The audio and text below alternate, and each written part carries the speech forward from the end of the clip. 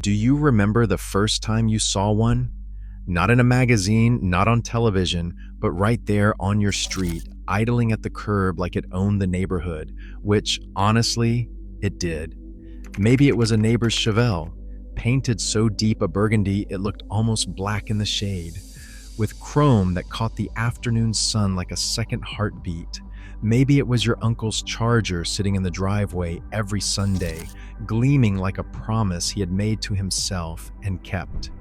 You didn't fully understand what you were looking at back then, but you felt it, that low rumble in your chest, that sense that something important was happening, that a man had decided on his own terms and in his own time that he was going to have something beautiful, something powerful, something that was his. Today, we're exploring 20 of the best and worst muscle cars that black men drove during one of the most electrifying decades in American automotive history.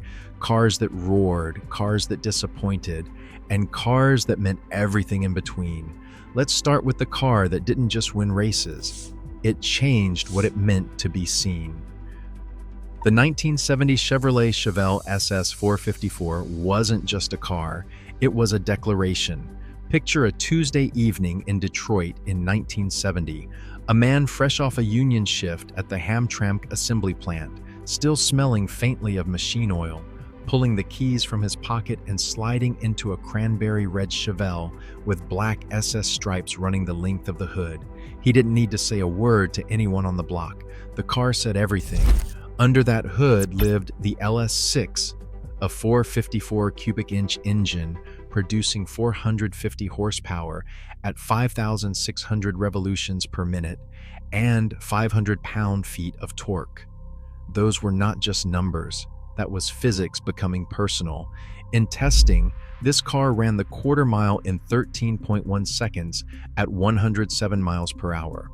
Only about 4,475 LS6 equipped cars were built that year, making each one rarer than most people realized.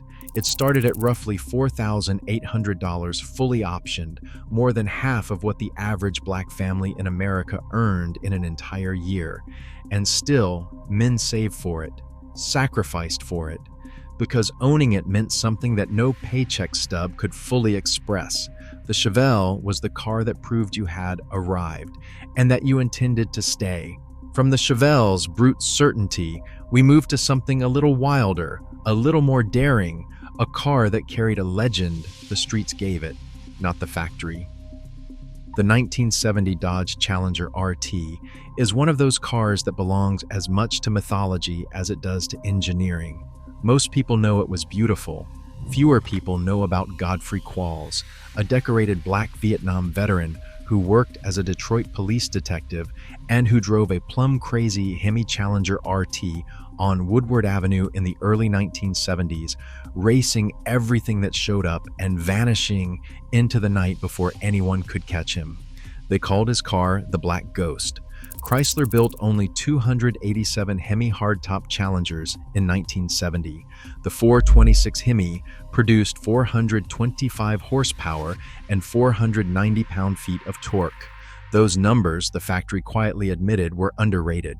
It cost $3,266 to start, and the Hemi option alone added $778. When Qualls' car sold at auction in 2023, it brought $975,000. The legend had only grown. High-impact colors, Plum Crazy, Go Mango, Top Banana, Sublime, made these cars impossible to ignore. They were statements, and the men who drove them knew exactly what they were saying. Not every legend announced itself loudly, though. The 1970 Buick GSX Stage 1 was the car that the serious men drove, the ones who did not need you to see them coming. Available only in Saturn Yellow or Apollo White, it looked almost cheerful until it was running your doors off. Motor Trend called it the quickest American production car they had ever tested. 13.38 seconds at 105 miles per hour, faster in their testing than a Hemi Cuda. That 455 cubic inch Stage 1 engine was factory rated at a polite 360 horsepower, but actual output was estimated closer to 420. What made grown men go quiet was the torque. 510 pound-feet at just 2,800 revolutions per minute. You did not wind this engine up. You breathed on the throttle and held on. Only 678 GSX models were built that year, 488 with the Stage 1 package. It cost roughly $4,500 to $4,800 fully equipped, premium money for a car almost nobody talked about, which is exactly why the ones who knew it loved it. It was insider knowledge, the best kind of powerful. And then there was the Cuda. The 1970 Plymouth Hemi Cuda is one of those cars that exists in a category by itself, not just as a machine, but as an artifact of a very specific moment when American manufacturers were racing each other to the edge of what was legally permissible. Only 652 Hemi Cuda hardtops were built in 1970, and only 14 convertibles in total. The 426 Hemi ran 13.45 seconds in the quarter mile. And those three triple-throat carburetors on the 446 pack made a sound at wide open throttle that people described as somewhere between a thunderstorm and an argument. The pistol grip Hearst shifter sat in your hand like it belonged there. Colors named Plum Crazy, Moulin Rouge, and Vitamin C. A car this spectacular had no business existing. And yet, there it was. Men who drove it in the early 1970s still talk about it the way other people talk about first love, with complete accuracy and utter disbelief. Moving up the boulevard of memory, Pontiac's GTO had launched the entire muscle car era in 1964, and by 1969 it wore its final crown. The GTO Judge, named after the "Here Comes the Judge" catchphrase from Laugh-In, arrived in orbit orange and carousel red, with a rear spoiler, bold decals, and enough attitude to make a grown man smile from 2 blocks away. 6,833 Judges were built in 1969. Just 357 in 1971. The Ram Air 4, a 400 cubic inch V8, was factory rated at 370 horsepower, but Pontiac lost money on everyone they built because the real output was considerably higher. The sharp decline in production from 6,833 to 357 units in just 2 years tells you everything about what was coming. The Judge was not just a car, it was the last loud statement of an era that was already beginning to fade. The 1970 Camaro Z28 was different from everything else on this list, not because it was the fastest in a straight line, but because it could do things the Chevelle and the Challenger could not. It could turn. The LT1350 produced 360 horsepower and screamed to 6,500 revolutions per minute with a mechanical intensity that felt almost like a racing engine wearing street clothes. 8,733 Z28s were built that year, out of 124,901 Camaros total, making it rare enough to matter. It started around $3,400 fully optioned, more accessible than a Hemi car, and more exciting than anything with fewer than 8 cylinders. There was no air conditioning available. The solid lifter cam could not coexist with it. Some men considered that a drawback. Others considered it a feature. You either wanted the car pure or you did not want it at all. By 1971, something was shifting. You could feel it if you were paying attention. The 1971 Dodge Charger RT marked the last year. Dodge offered the RT badge, and they sent it off properly. The 440 Magnum delivered 370 horsepower and 480 pound-feet of torque. Only 63 Hemi RT cars were built that entire year. The final production Hemis, the pop-up Ramcharger hood scoop, was driver-operated, a small ceremonial act that never got old. Richard Petty won 35 races in this body style on NASCAR ovals, but on the street in Chicago, in Atlanta, in Oakland, the Charger was carrying a different kind of weight. the weight of a community that had built a culture around these machines and was beginning to sense that something was about to take it away. The 1970 Oldsmobile 442 W30 deserves its own chapter in any honest telling of this story, because no car on this list was more beloved across Black communities over the long arc of the decade. Automotive historians consistently rank the Cutlass and 442 among the top 5 classic cars in Black car culture, and the reason is simple. The W30's 455 cubic inch engine produced 370 horsepower and 500 pound-feet of torque, and it was the 1970 Indianapolis 500 pace car, which meant something. But beyond the specs, the 442 and its Cutlass siblings were canvas. They accepted fresh paint gracefully. They wore aftermarket wheels with dignity. They looked magnificent sitting still, which is its own form of performance, because not everything important happens at full throttle. The 1970 Ford Mustang Boss 429 was assembled not by Ford itself, but by a company called CarCraft in Brighton, Michigan, because the massive semi-Hemi engine required them to cut apart the front end of the car and rebuild it around the motor. Only 499 were built in 1970. It cost nearly $5,000, twice the price of a base Mustang. Factory rated at 375 horsepower, real-world output was estimated anywhere between 400 and 500. The trunk-mounted battery, the rear sway bar, a Mustang first. Underneath all of that engineering, a cultural connection ran deeper than the specs. Wilson Pickett's Mustang Sally had been playing on Black radio since 1966, and it never really stopped. The Mustang carried that association like a second coat of paint, invisible but permanent.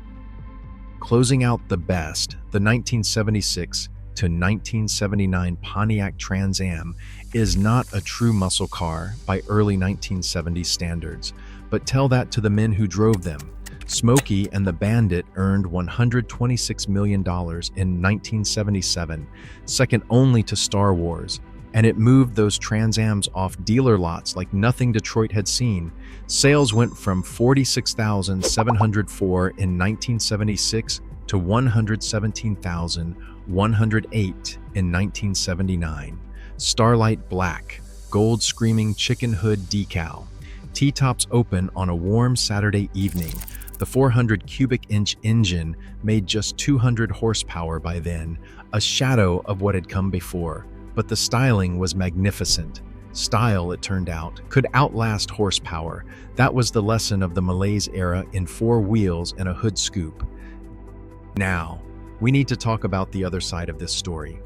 For every car that delivered on its promise, there were cars that broke hearts, drained wallets, and tested the patience of men who deserved better. And the worst of the worst was built on the foundation of an economy car.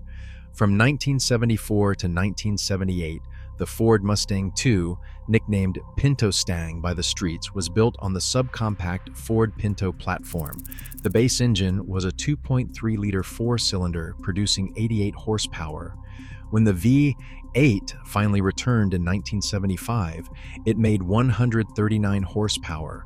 Car and Driver tested the 1978 King Cobra, the top-of-the-line performance model with a massive hood decal, meant to imitate the Trans Am, and found it took 40 full seconds to reach 100 miles per hour. That was slower than a 2-liter Alfa Romeo. Ford sold over 1.1 million of them. The Mustang name had meant something. The Mustang II was what happens when a corporation decides the name is more valuable than what it stands for. The 1974 Pontiac GTO committed a different kind of sin. The GTO had invented the muscle car in 1964. By 1974, it was a $195 option package on the Pontiac Ventura, which was a badge-engineered Chevrolet Nova. The 350 V8 with a 7.6-to-1 compression ratio made 200 horsepower. The quarter mile took 15.7 to 16.5 seconds. Production had fallen from 72,287 units in 1969 to just 7,058 in 1974. High Performance Pontiac magazine said it plainly. It was a joke of a compact, and it looked like one too. They discontinued the nameplate after that single year. The original GTO was dead, and anyone who had loved what the name meant felt it. The AMC Javelin had genuine credentials. It won the Trans Am Racing Series in 1971, 1972, and 1976. But AMC was always too small, too underfunded, and too thin on dealer networks to sustain what it was trying to do. When Chrysler acquired the company in 1987, primarily for the Jeep brand, the Kenosha, Wisconsin plant that had been building cars since 1897 was demolished in 1990. If you bought a Javelin in 1973 and needed parts by 1982, you were already in trouble. The orphan brand penalty is real, and it is expensive. The Ford Pinto does not belong on a muscle car list, but it belongs here because some men bought it as a first car and deserve to know the full truth. Ford crash tested the rear-mounted gas tank more than 40 times before release. It ruptured in every single test conducted above 25 miles per hour. An internal memo calculated it was cheaper to pay lawsuits for burn deaths than to fix 11 million vehicles at $11 per car. The jury in the landmark Grimshaw case initially awarded $125 million in punitive damages. Ford recalled 1.5 million Pintos in June 1978. No car on this list represents a more complete betrayal of the people who trusted it. The 1975 Chevrolet Camaro did not fail. It simply ceased to exist as the thing it had been. There was no Z28 in 1975 or 1976. The best V8 available produced 155 horsepower, roughly 57% less than the 1970 Z28 by any honest comparison. General Motors nearly killed the Camaro entirely during those years. The catalytic converter, required under new federal law, physically raised the passenger side floor to accommodate it. The car had the same name and the same shape, but the soul had been legislated out of it, replaced by emissions equipment that strangled performance and reminded you every time you pressed the accelerator that something had changed in America, and not for the better. And then there was the 1975 Corvette, America's sports car reduced to 165 net horsepower, barely more than the original 1954 Corvette's six-cylinder had made. Car and driver ran the quarter mile in 16.1 seconds. The base price had climbed past $7,600. In 1979, they sold a record 53,807 Corvettes, the most ever, not because the performance was there, because the style was still there. Because some things are sold entirely on memory and association. That Corvette was the automotive equivalent of a man wearing his father's expensive suit. The fit was not quite right, but the intention was unmistakable. Here is what nobody fully told you at the time. In October 1973, the Arab oil embargo arrived, and gas prices jumped more than 40% within months. At 10 miles per gallon, driving 12,000 miles a year meant 1,200 gallons of fuel, suddenly costing $660 a year when it had cost half that. Muscle car values collapsed. Dealers could not move them. The men who had saved, stretched, and financed to get into something powerful found themselves holding an asset nobody wanted to buy and a tank nobody wanted to fill. The recession that followed hit black workers disproportionately hard. In Detroit, the city that had given so many black families the union wages to buy these cars in the first place, layoffs were accelerating. What had been built over a decade of economic progress began to erode. But here is the thing about that collapse in used car values. It opened a door. Through the mid to late 1970s, a Chevelle that had cost nearly $5,000 new could be had secondhand for a fraction of that. And so the culture did not die. It transformed. It moved from the showroom floor to the driveway, from new to customized, from factory to personal. Men took what the market had devalued and made it magnificent. They painted them colors the factory never imagined. They put wheels on them that made strangers stop walking. They built stereos you could feel half a block away. They turned appreciation into devotion, and there is something in that worth holding. The muscle car era officially ended somewhere around 1973, give or take a compression ratio. But the culture those cars seeded, the car shows, the cruising rituals, the community that gathered around something beautiful and powerful and shared, that culture did not end. It deepened. It became donk culture and lowrider culture, and the eternal Saturday afternoon where somebody's uncle is always detailing something in the driveway that does not need detailing because it is already perfect, because it has been perfect for 40 years, because some things you care for not out of necessity, but out of love.